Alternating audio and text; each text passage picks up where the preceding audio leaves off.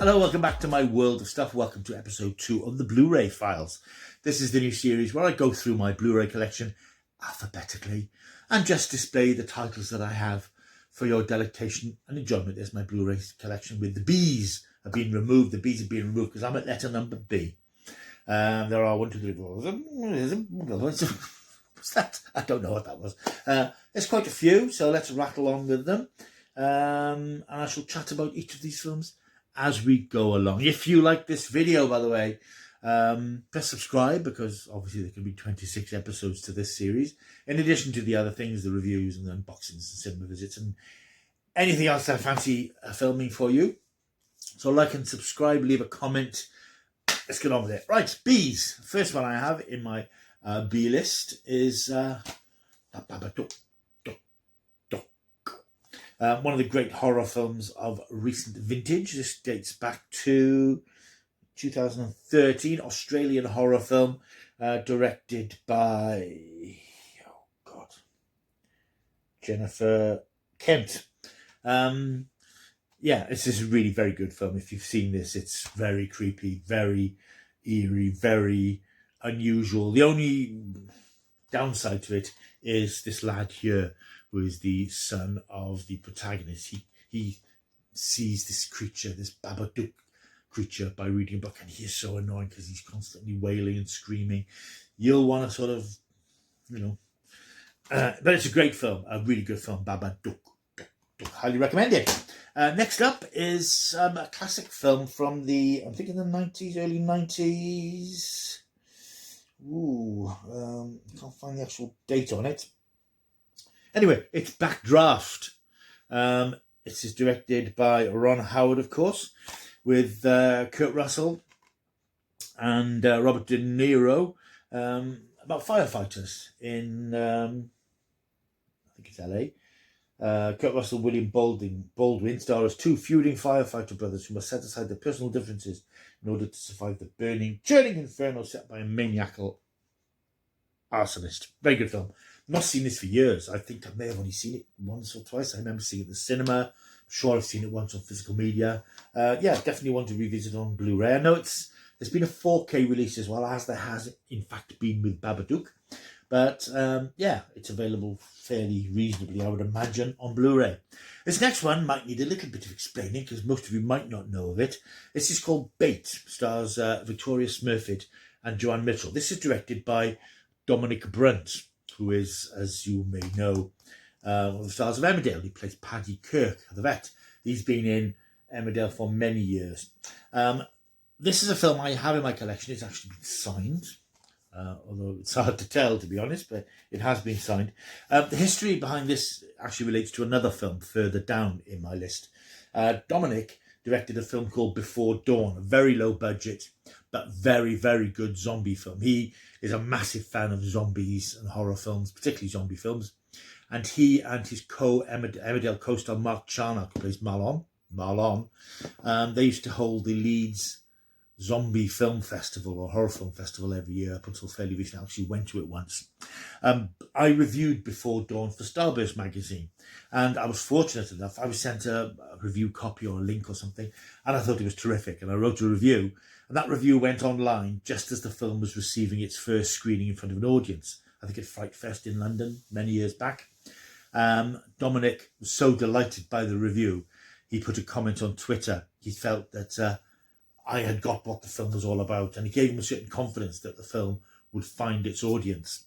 I contacted him, I interviewed him, and we struck up a sort of a friendship through the fact that I interviewed him a couple of times, spoke to him a couple of times, met him a couple of times. Haven't seen him for a few years, so we're not like that, but he is somebody that I struck up an acquaintance with because of the film Before Dawn.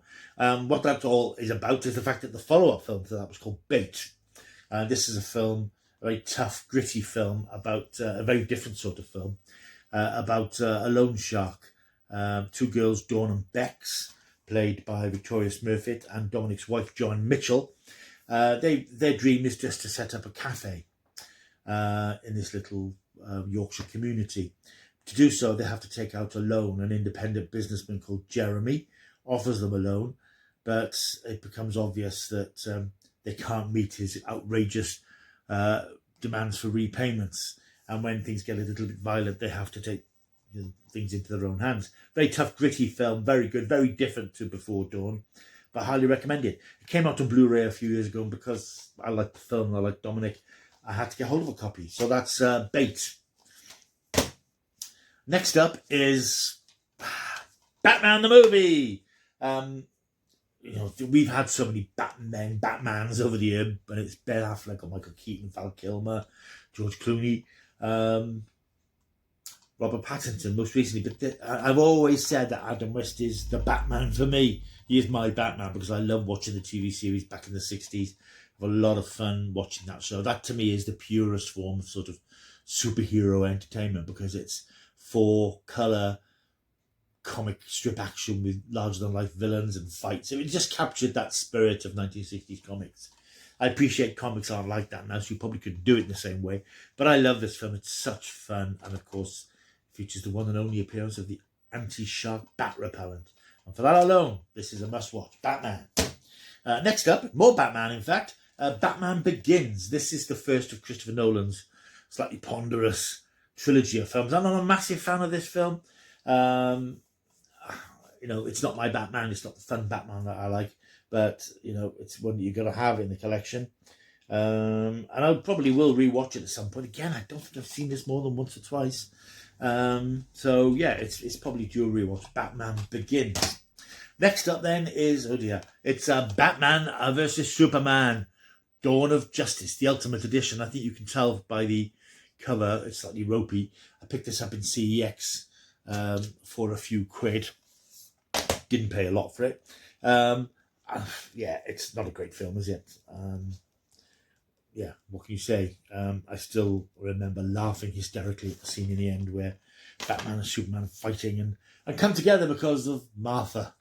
Not a great film. And, of course, Zack Snyder went on to do the Justice League, and we all know what happened there.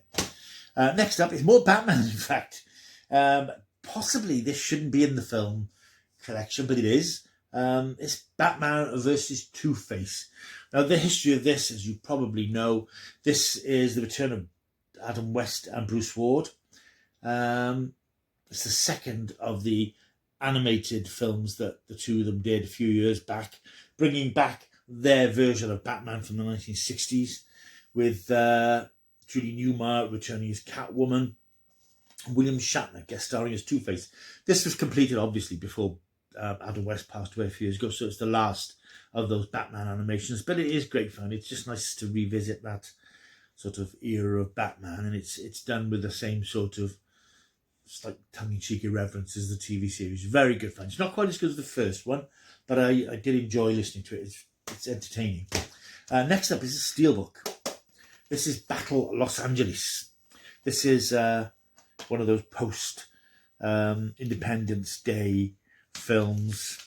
Came out 10 years ago, I'm thinking, something like that. Aaron Eckhart. Not a bad little film, actually. Quite underrated. Deserved a sequel, didn't get one because it didn't do incredibly well, but it's got great special effects. And it is very much more of a war film than, say, Independence Day, which is about sort of spectacle. It's down and dirty on the ground level action, but I quite enjoyed it. And I picked this up. This could well be a charity shop pickup or a CEX pickup on Steelbook. Next up then is the other film from Dominic Brunt that I mentioned, signed by Dominic and Joe, and this is the Blu-ray version of Before Dawn. If you've not seen Before Dawn, I would urge you to track it down because it is absolutely one of the best zombie films made since the sort of resurgence of zombies in horror films years ago. This is very much a very short, sharp, brutal, minimalist sort of zombie film. It takes no prisoners. A very, very good film, though. This is an interesting one. This is Being Frank, the Chris Seavey story. Chris Seavey, for those of you who don't know, was sort of popular in the 80s, marginally popular, as Frank Sidebottom, this sort of slightly surreal, wacky comedy character who had this huge papier-mâché head.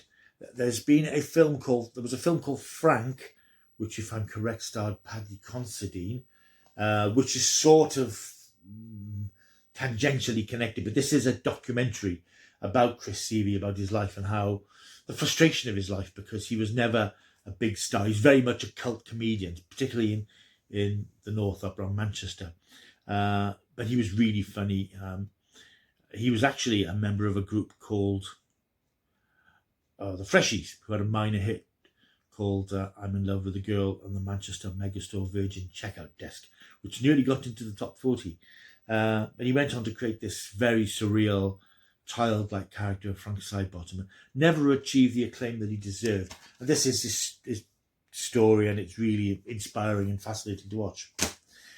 Next one is Beowulf, the director's cut. This is one of those motion capture sort of animated films, which is a bit weird. I remember seeing this in the cinema. I don't think I've watched it, even though I picked up the Blu-ray. It's got the voices of Ray Winston, Anthony Hopkins, John Malkovich, Angelina Jolie. It's based on that sort of classic mythology of Beowulf, the slayer of monsters. It's not a bad film, but it has that slightly unreal, uncanny valley to the animation, which makes it a bit odd to watch. But I probably need to rewatch it because I haven't seen it for a very long time. Beowulf.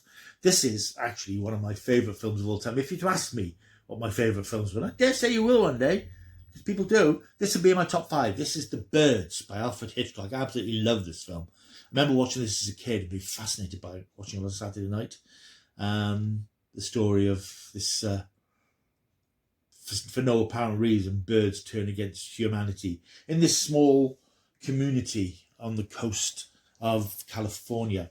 This is the film that introduced Tippi Hedren to the world, who's of course one of Alfred Hitchcock's muses, if not his obsessions, and Rod Taylor, Jessica Tandy. A really good film. It's one of Hitchcock's best. It just aches with tension and some genuine moments of horror. If you've not seen The Birds, you really need to see it fast. This is one I've never watched. I picked this up fairly recently. I think it was an Oscar winner a few years back. John David Washington, Adam Driver, Topher Grace, Corey Hawkins. This is Black Klansman, directed by Spike Lee.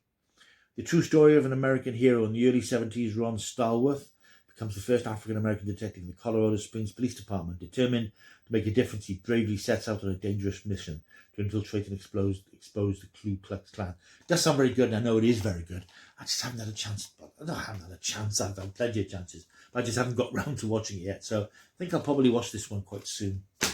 Next up, we have, this is a classic film, but I don't really like it. It's Blade Runner. 1982's Ridley Scott underrated science fiction masterpiece, starring Harrison Ford and Rutger Hauer. I just can't get into this film. I just find it so drab and the story very uninteresting. I've watched it several times, and not so long ago, in fact, I think before Blade Runner,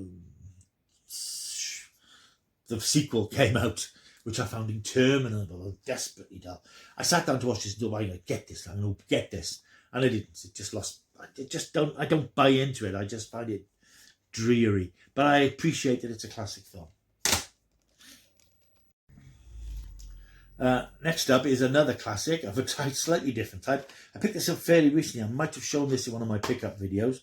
This is the Mel Brooks classic Blazing Saddles, his parody of Western cinema, starring Cleveland Little, Gene Wilder, Slim Pickens. Anyway, it's one of those great films. It dates back to 1974. I haven't seen it in years. I'm surprised it hasn't had more criticism in today's climate than it does get. But it's just very funny. Probably Mel Brooks' best film. So it's acknowledged as one of the top 10 comedies of all time. And that's due another rewatch. This is a great film. I watched this a few years ago for the first time. And again, if you haven't seen it, watch it. It's a great film. It's from 1967, directed by Arthur Penn. Stars Warren Beatty and Faye Dunaway as Bonnie and Clyde, the notorious American gangsters of the 1920s. Really compelling film from an era when, they don't make films like this anymore, shall we say. A really good, gritty character story about two legendary figures. Fascinating film. And a genuinely fascinating story. If you've not seen Bonnie and Clyde, check it out. This one I think is quite underrated in the terms of post-apocalyptic films. This dates back to, I don't know when. It doesn't really matter. 2009, I believe. This is Book of Eli with Denzel Washington and Gary Oldman, a sort of post-apocalyptic thriller.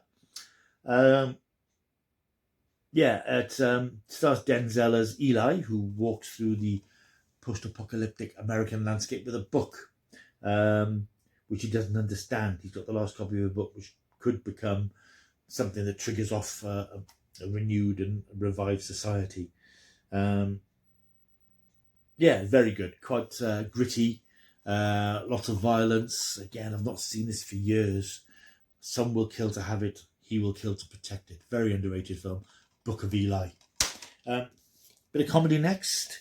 We have Borat, starring Sacha Baron Cohen. What's to be said about Borat? Cultural learnings of America for make benefit glorious nation of Kazakhstan. This dates back to 2006, of course. We had that surprise sequel which came out, I'm thinking, early last year. Borat, the second movie which came onto Netflix. I do like Sacha Baron Cohen. His comedy is very edgy, and Borat is possibly his best character. I think with a bit more longevity than, say, Ali G or Bruno. Very good film if you've not seen it. Not for the faint-hearted though. Then next one we have, I picked this one up for the sake of completism, and because I like the star, Jeremy Renner, Rachel Weisz and Edward Norton in The Bourne Legacy. This is directed by Tony Gilroy and Dan Gilroy. When it became obvious that Matt Damon wasn't at that point ready to come back to the Bourne series, having done 3 films, their attempts were made to reboot it slightly by creating a new Bourne-type character, played by Jeremy Renner, Aaron Cross, who is an agent on the run from destruction on a journey to discover the truth in life or death stakes created by the events of the first 3 Bourne films. It's not a bad film. There's some decent action scenes in it. And I do like Jeremy Renner, but it didn't, it's not directed by Paul Greengrass, who did the Bourne films and later Jason Bourne, when Matt Damon came back. It doesn't quite have the same energy to it, but it's not a bad film in and of itself. I think I picked it up for £1 somewhere. You can get it quite cheaply now. And for the sake of completion for the Bourne series, it's worth having. But, it's not a fantastic film, but it has its moments. It's another one I've never watched. This is a highly regarded film which came out 2014. This is Richard Linklater's Boyhood, starring Patricia Arquette, Ella Coltrane, Lorelei Linklater and Ethan Hawke. This is the story of Mason, played by Ella Coltrane, a boy who literally grows up on screen before our eyes because the film was filmed over a 12-year period. A very bold and unusual experience. I haven't watched it yet. I know it's terrible. It runs for nearly 3 hours. Again, I should look at it. And now I'm actually, one thing I hope this series will do is make me look at some of these damn films. So I keep buying them and not watching them, and it's stupid. So I need to take a look at this one. I know it was I think it was an Oscar winner. But yeah, I know it's a very, very highly regarded film, so I need to watch it. Another one I've not seen. It's crazy, I tell you.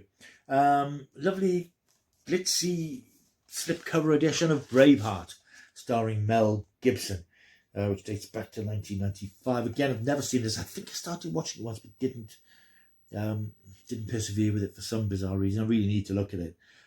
Winner of 5 Academy Awards, the story of William Wallace, of course, the Braveheart. After the English seize the Scottish crown, Wallace assembles a ramshackle army to lead the Scots into one of history's most remarkable battles. I really need to watch this as well. So that's Braveheart. Nearly there, kids. Nearly there. Only 3 to go. This is one, I don't really know where I've got this because I'm not entirely fussed on it. It's Bridesmaids. I do like a comedy. I like a bit of comedy. But American films don't always appeal to me in terms of their humour. This dates back to 2011. Stars people who now irritate me enormously. You've got the likes of Kristen Wiig, Maya Rudolph, Rose Byrne, the dreaded Melissa McCarthy. It's basically the story of a group of quite annoying women going on a hen weekend. yeah, it's loud, it's vulgar, it's... I wouldn't have seen it in the cinema.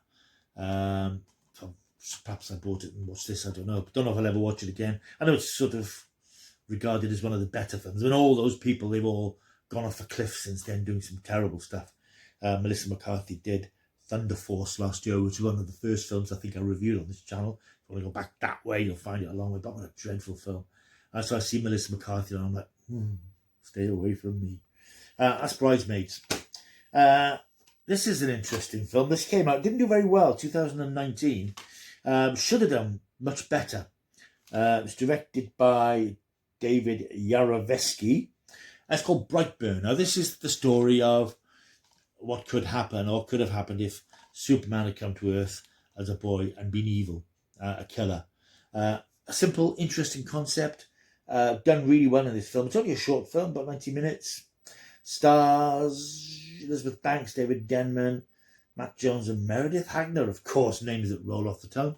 But it's a very good film. It's quite gritty, it's quite visceral, quite scary in places. But didn't do the business at the box office, unfortunately. But it's an unusual film, and you can still pick it up quite cheaply in most places. And the last one in the bees, you'll be glad to hear, is a film I've only watched once, and I will never watch it again. A bit like The Fall, or Fall rather, which I reviewed recently. You sort of see it and you think, nah. This is Buried, that stars Ryan Reynolds, of course, as a man who wakes up buried in a casket in the desert somewhere. He is... he's an American agent or soldier who's been captured and buried. He's got a mobile phone. He's trying to get hold of people. He's trying to find his way out. If you're claustrophobic, it's really not for you. And if, like most of us, you have that sort of buried alive nightmare, it's also not for you. It's a very good film. Very good film. It's directed by Adrian Guerra, Peter Safran. No, it's not. It's directed by Rodrigo Cortés. It is a very good film. It's very well made. When you think how difficult it is to film something of that nature, it's very well done, but it's a tough watch and it's a very uncomfortable watch. But if you're interested, it's still widely available. I think Buried with Ryan Reynolds, your actual Deadpool. Right, that's me bees. That's me bee Blu-ray collection. Hope you enjoyed this video. If you did enjoy this video, you know what to do. You leave a comment down below. You do the old thumbs up. Subscribe. I'm sorry, my mind's wandering. You like and subscribe, you leave a comment. Let me know if you've got any of these films, if there's any that you're interested in seeing that I haven't watched. Any of the ones I haven't watched, and there are some big titles there I haven't got around to. Which ones should I make a priority of? And I will have a look and maybe do retro movie reviews on them all. Thank you for watching. Right, I will see you soon for letter C. What am I doing that for? Letter C. Until I do, yeah, keep taking this stuff.